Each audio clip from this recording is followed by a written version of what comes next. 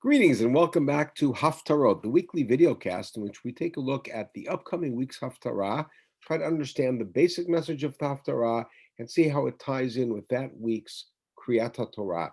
My name is Yitzchak Etshalom, and I'm delighted to be studying Haftarah, Parashat Bo with you, which continues, really very much picks up from the theme that we looked at last week, which was the Haftarah of Parashat Va'era, which came from the book of Yechezkel. Now, important to keep in mind that Yechezkel and Yirmiyahu are Nevi'im that operate at roughly the same time, around the time and after the destruction. Yirmiyahu is mainly before the destruction, but they're both around 6th century BCE. And both Yechezkel and Yirmiyahu have a series of rebukes against the nations that thought that they were all powerful, the nations that perhaps stayed on the side and took advantage of Am Yisrael's weakness and came in to hurt them. In either case, the rebukes against these nations are full felt and presented by both Yechezkel, as we saw last week, Yirmiyahu. Here, Yeshayahu has a series of rebukes against the nations as well. And in each case, Egypt is one of the prime targets, and that's for several reasons. First of all, because the rest of the world looks to Egypt as a mighty power. And now when Egypt is about to be defeated by Babylonia, whether that will play out that way is a different story, but that's what it looks like. It's as if it's saying, now your time has come. And so Yirmiyahu here in chapter 46 begins a series of rebukes against the nations. And you see the list of the nations. They include the Plishtim, they include Moab, Ammon, Edom. You expect those three together, of course. Aram, Syria, and Bavel, who gets it last. But the very first nation he attacks is Egypt, right? And that is in chapter 46.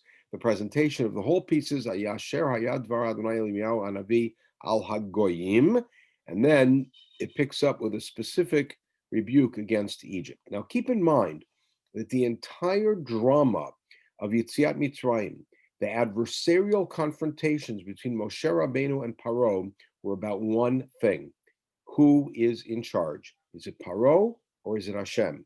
Is it the gods of Egypt or is it Hashem? And Moshe's point consistently throughout the Makot is, Vidatem ki ani Hashem. You will know that I am Hashem. Ani Hashem b'kerav haaretz. You will know that I am God who has power here in the land. Ein kamoni b'chol haaretz. There is none like me in the land. And this is the message that Moshe continues to impress upon Paro and his courtiers until finally, at the end, in our Parsha, in Parashat Bo, in the middle of the night, when Paro comes to Moshe with all the Bechorot dying and comes into Moshe and says, leave the land. We recognize Hashem is the God. Go ahead, bless me also, go. And so that's the culmination. That's the moment that we're waiting for. Here in Haftarat Bo, which is from that section of Yirmiyahu, Yirmiyahu delivers a rebuke to Egypt that again fought, as we heard last week, in Yechezkel's words, "An li yoriv ani asitini." Here also, Egypt thought itself to be a great power, and everyone around thought Egypt to be great power. And now Egypt is going to be exiled. Egypt is going to be destroyed. And the last two psukim are telling, because Hashem now turns to Am Yaakov, Am Yisrael, who has been exiled, who Bavel has destroyed, and is now going into an exile they don't know when they're going to come out of, although there's a promise of 70 years.